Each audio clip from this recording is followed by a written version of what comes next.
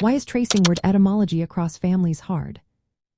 Have you ever wondered why tracing the origins of words across different language families can be so tricky? It turns out there are several reasons that make this task quite challenging. Let's break it down. First off, many languages simply do not have early written records. This lack of ancient texts means that etymologists often have to rely on indirect methods. They compare related languages to reconstruct ancestral words. This method works well within a single language family but becomes much less reliable when trying to connect words across different families. The connections can become distant and uncertain over time. Next, the further back in time we go, the less clear the evidence becomes. Linguists estimate that we can reliably trace language relationships back about 10,000 years. Beyond that, it becomes nearly impossible to establish true historical connections. This is because chance similarities between words in unrelated languages can occur, and the loss of intermediate forms makes it even harder.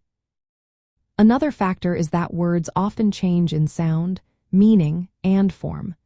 This can happen through processes like semantic shift, where the meaning of a word changes, or borrowing from other languages. These changes can obscure original relationships. For instance, a word might evolve metaphorically or take on a specialized meaning, making it seem unrelated to its ancestor. Additionally, some words may arise independently in different languages but look or sound similar purely by coincidence.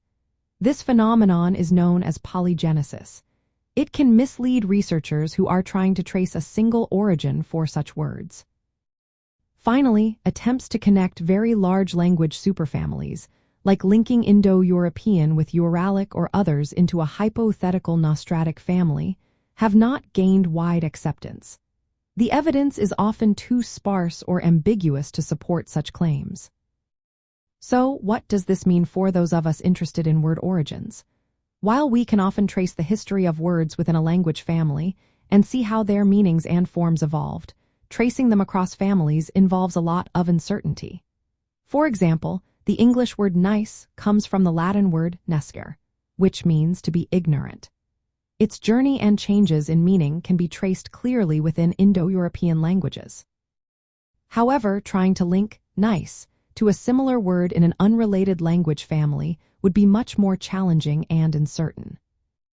In summary, tracing word etymology across families is hard due to limited early records, the time-depth limit of linguistic methods, changes in meaning and sound, independent word creation, and the difficulty in proving distant relationships between languages.